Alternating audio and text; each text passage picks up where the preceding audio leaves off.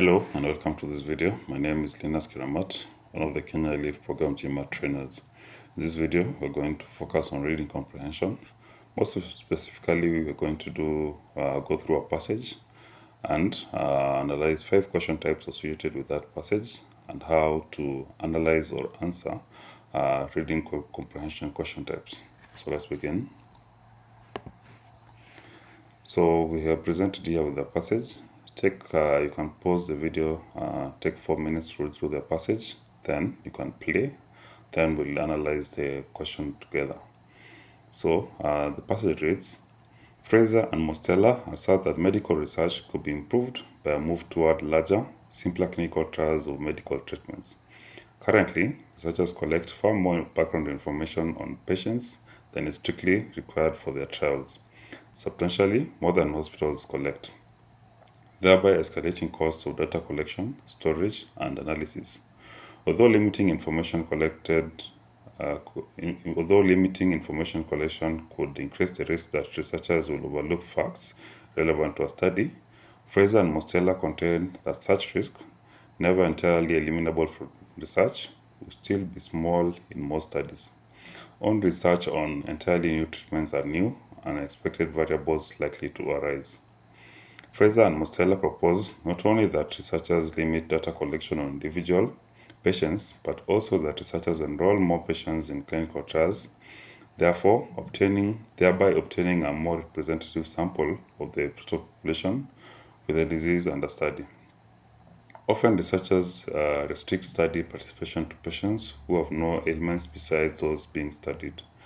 A treatment judged successful under these ideal conditions can then be evaluated under normal conditions.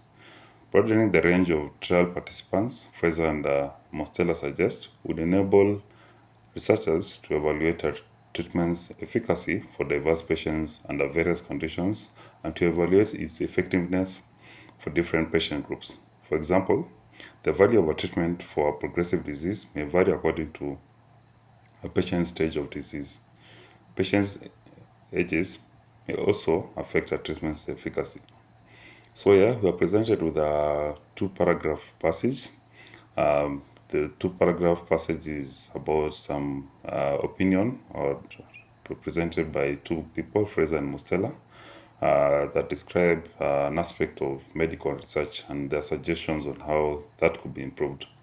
So for reading comprehension questions, most of the time you would encounter such passages with topics that don't really relate to what you do on a day-to-day. Of course, some of us could be dealing with medical research, but of course, to most of us, this could seem like a boring passage. So the best strategy for reading comprehension is always to be excited about the passage you're presented. If you're excited about the passage, you're able to absorb or understand the information that is presented here, all right? So again, it's always important to have a passage map. A passage map will help you to locate what each paragraph is all about, where to find information relating to certain aspects of the passage, all right? And it will also help you with remembering and also with tackling questions, especially questions that would require you to refer back to the passage to really help you to know where to find what and in what sentence and in what paragraph, all right? So first we have 2 paragraph 1 and 2. Paragraph 1, we can tell is from the topic sentence or from the hook statement here, we have basically an introduction of what this whole passage is all about, right? So Fraser and Mostella assert that medical research could be improved by a move toward larger, simpler clinical trials of medical treatment, all right? The hook statement, just basically introduction of what the whole passage is about, okay? Then goes on further to explain what currently happens in medical research. Then furthermore, it lists down one of the suggestions that Fraser and Mostella actually think would improve how medical research is done, all right? So this is paragraph 1. Paragraph 2 goes further to discuss how this research is actually done. All right, so basically a continuation of what we have in paragraph 1, but here again it goes on to give examples of what exactly research is currently being done its deficiencies, and how Fraser and Mostella actually think or what they think would really improve the information, or how researchers collect data on, for example, patients, and how they use that information in their research. All right. So we can move on. Knowing that, we can move on to question 1. So question 1, most of the time you'll be asked about the primary purpose of the passage, and that is the same case for our passage here. So it reads, the passage is primarily concerned with, all right? So primary purpose. Every time you read through a passage, just make sure you are able to summarize in your head what the tone of the author is, what the mood is, and from that knowledge you're able to know like what is the primary purpose of this passage. All right. So answer choice A says, identifying 2 practices in medical research that may affect the accuracy of clinical trials.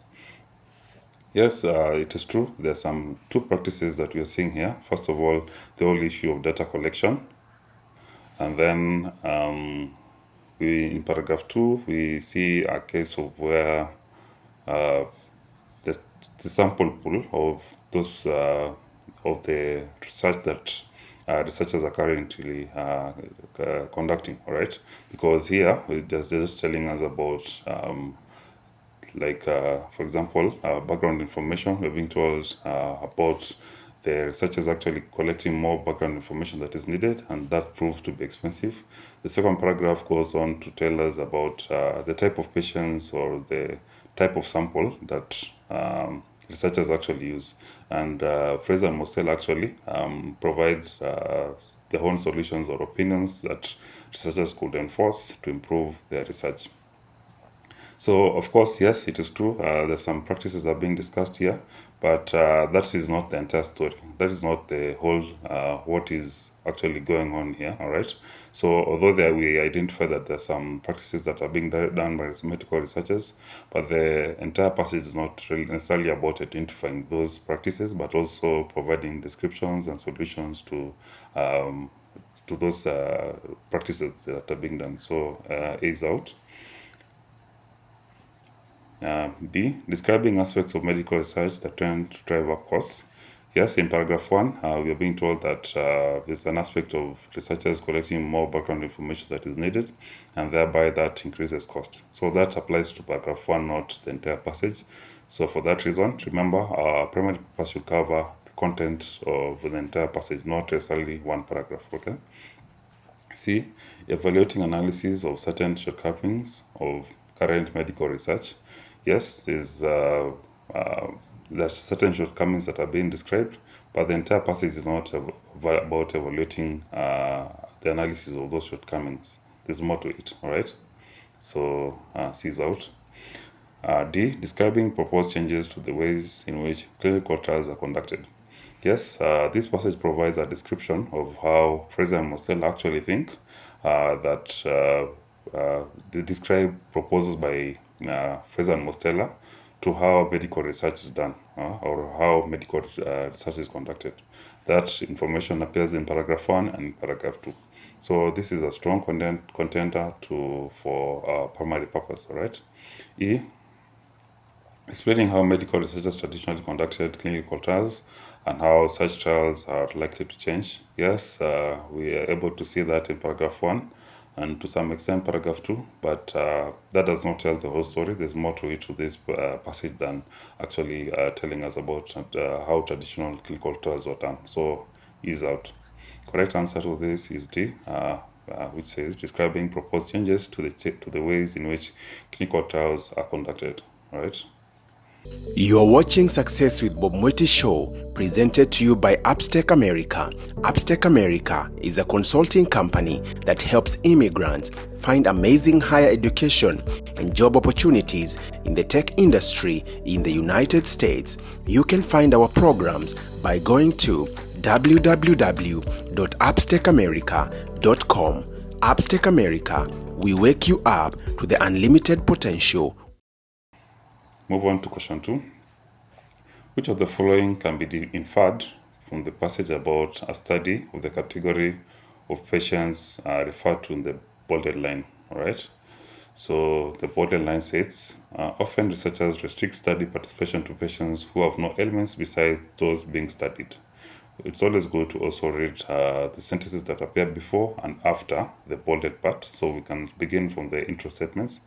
So Fraser and Mostella propose not only that researchers limit data collection on individual patients, but also that researchers enroll more patients in clinical trials, thereby obtaining a more representative sample of the total population with the disease under study.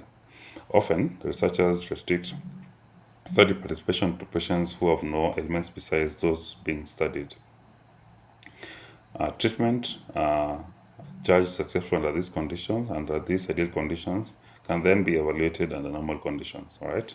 So our question reads: which of the following can be inferred about the passage from the passage about a study of the category of patients inferred to in the bolded line?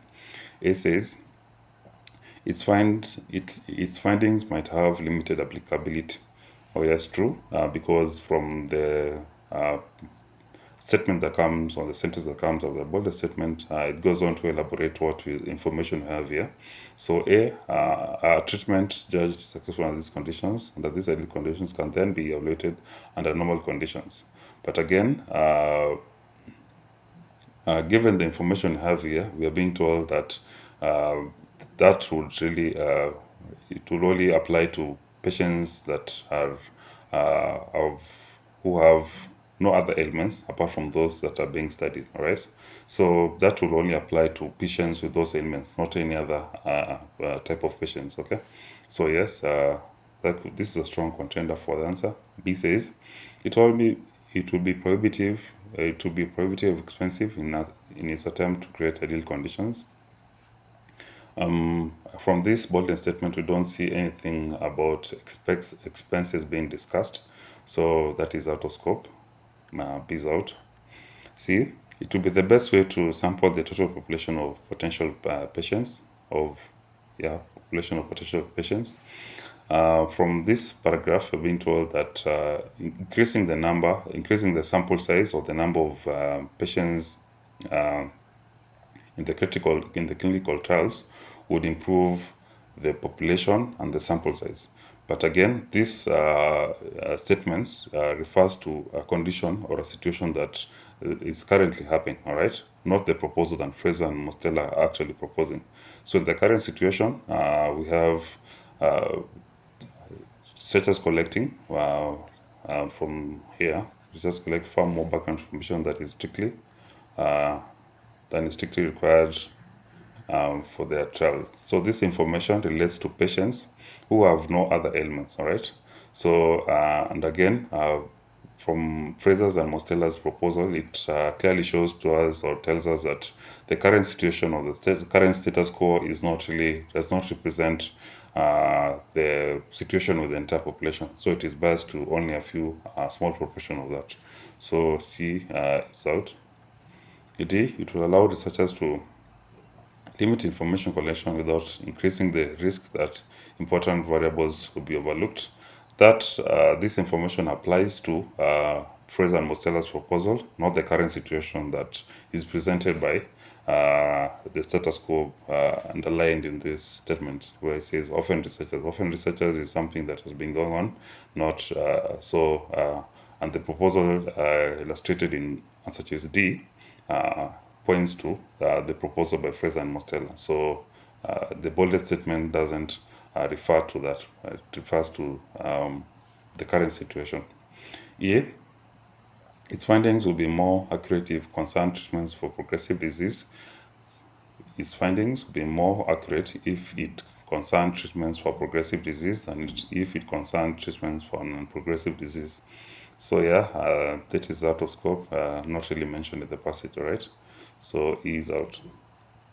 Correct answer to this is A, who says its findings might have limited applicability. Move on to question 3.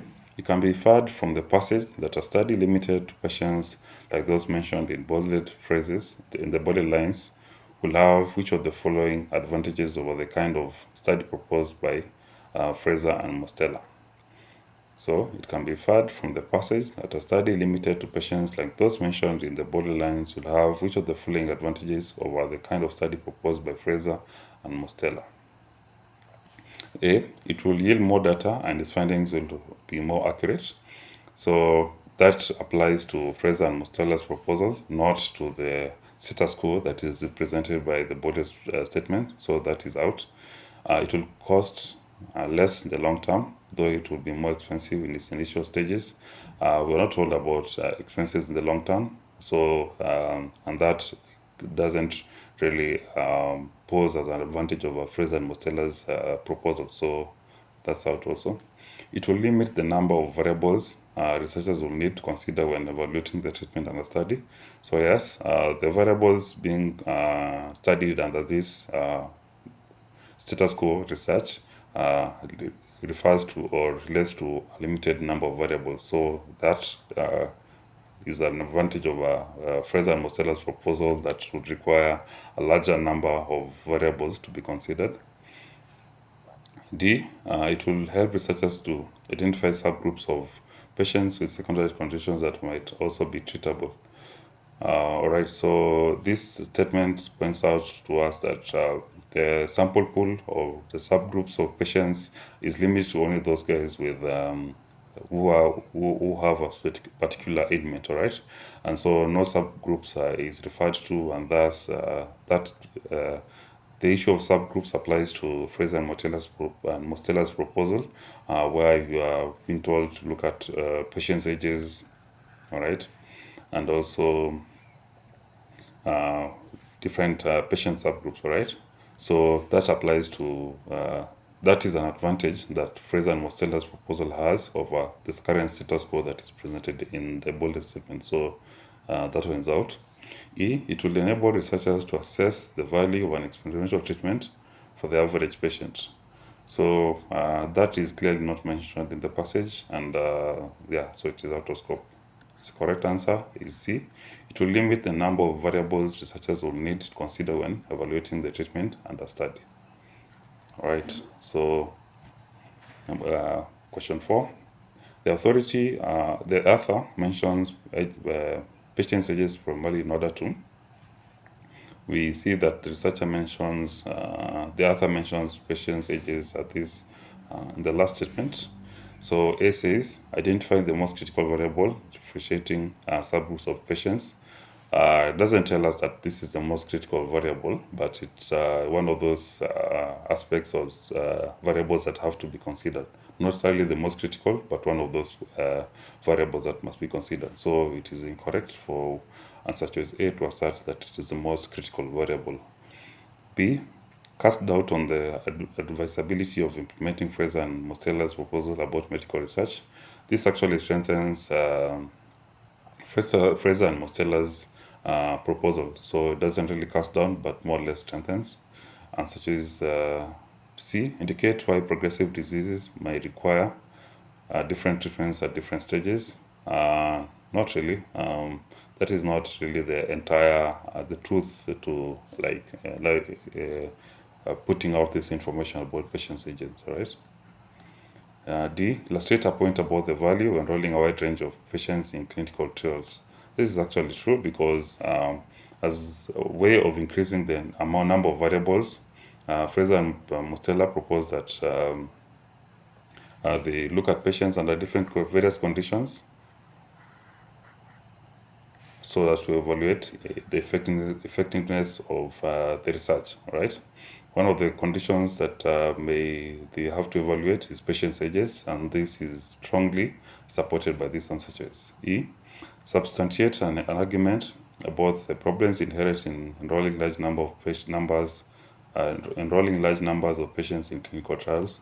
This actually isn't a problem. More or less is one of the points to support Fraser's and Mostella's proposal on including a wide number of variables. So that is out. So the correct answer is D. Illustrate a point about the value of enrolling a wide range of patients in clinical trials. Question number 5. According to the passage, which of the following describes a result of the way in which researchers generally conduct clinical trials?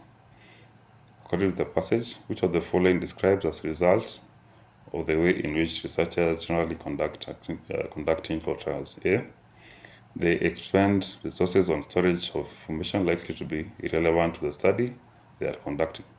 So this is actually true. We can see that in the second statement, in the first paragraph, which says, currently researchers collect far more background information on patients than is strictly required for their trials, thereby escalating costs of storage, of collection, storage, and analysis. So this is true, and it is explicitly supported in the passage. So they sometimes compromise the accuracy of the findings by collecting and analyzing more information that is strictly required for their trials.